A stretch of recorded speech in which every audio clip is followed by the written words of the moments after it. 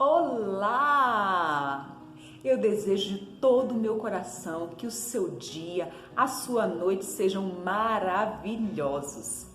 Hoje nós vamos falar um pouquinho a respeito da morte de Cristo. Um inocente que foi condenado à morte por crimes e erros que não cometeu.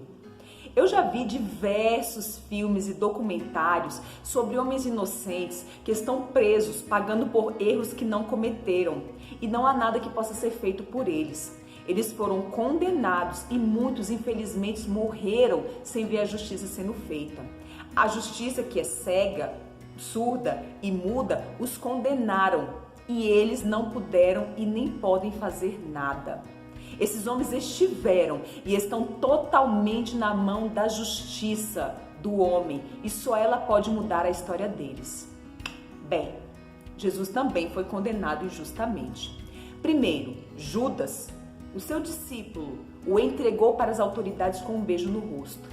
Segundo, 6 legiões de soldados romanos, ou seja, 600 homens armados com espadas e porretes, a mando dos sacerdotes, escribas e anciãos, acorrentaram e prenderam Jesus. Terceiro, falsas testemunhas se levantaram com depoimentos incoerentes, testificando contra o Cristo. E por fim, ele fora interrogado, julgado e condenado à morte. Para muitos, aquele era o fim de Jesus. Ele estava nas mãos da justiça, só a justiça o poderia soltar. Até mesmo Pilatos confirmou isso quando falou em João 19:10. Ele falou assim: Não sabes que tenho autoridade para te soltar e autoridade para te crucificar? Como Jesus poderia escapar de tudo isso? Quem o defenderia? Até mesmo os 11 discípulos que andavam com ele fugiram de medo e eles poderiam testemunhar a favor de Cristo, mas o medo falou mais alto. De fato, a vida de Jesus estava nas mãos da justiça.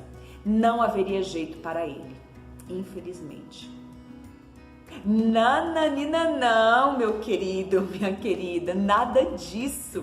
Muitos realmente pensaram assim, tiveram tanta certeza de que haviam prendido o mestre e rejubilaram de alegria por isso. Eles achavam que eles tinham poder e autoridade sobre Jesus. Ninguém poderia segurar Jesus. Ninguém poderia prender e condenar o Salvador. Quem eram Pilatos, os sacerdotes, os escribas, para determinar se Jesus viveria ou morreria? Ele não precisava de defesa nenhuma, ele não precisou dos 11 em momento algum. E Jesus mesmo declarou isso em João 10:18. Ele falou assim: ninguém tira a minha vida de mim, pelo contrário, eu espontaneamente a dou. Tenho autoridade para entregar e também para reavê-la. Este mandato recebi do meu Pai.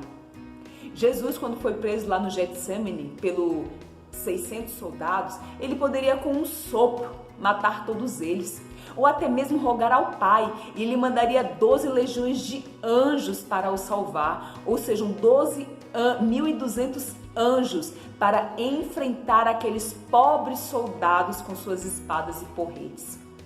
Nem mesmo a cruz, com seus cravos enormes que dilaceraram e prenderam as mãos e os pés de Cristo.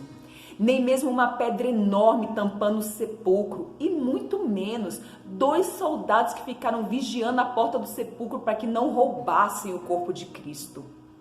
Ele deu a vida porque ele quis, porque ele desejou, porque ele te ama, porque ele olha para mim e para você e vê o quanto nós somos pequenos, frágeis, fracos, egoístas e não passamos de pó. Jesus deu a vida e a retomou quando ressuscitou de entre os mortos. Mas todos aqueles que o conheceram, que o julgaram, que o condenaram, que bateram os cravos na mão de Cristo estão mortos, foram condenados à morte física, como um dia você e eu seremos. Mas a boa nova é: O mesmo Jesus que entregou a vida por mim e por você e por aqueles lá do passado que fizeram tantas coisas terríveis e acharam que haviam prendido para sempre o Cristo, é o mesmo que hoje nos chama para viver a justiça dele e não a justiça do homem. Ele te chama para uma liberdade, alegria, paz e salvação que só é possível por meio da morte de Cristo. Foi a morte injusta naquela cruz que hoje nos dá a oportunidade de podermos ser chamados filhos de Deus. Tome hoje, meu querido, minha querida, tome hoje ainda a sua decisão. Deixe Deus te guiar. Entregue a sua vida, a sua causa na justiça do Pai, pois Ele sim é o que sonda e julga com perfeição os corações. Jesus morreu para que você tivesse vida e vida em abundância. E hoje Ele te chama. Um grande beijo para você.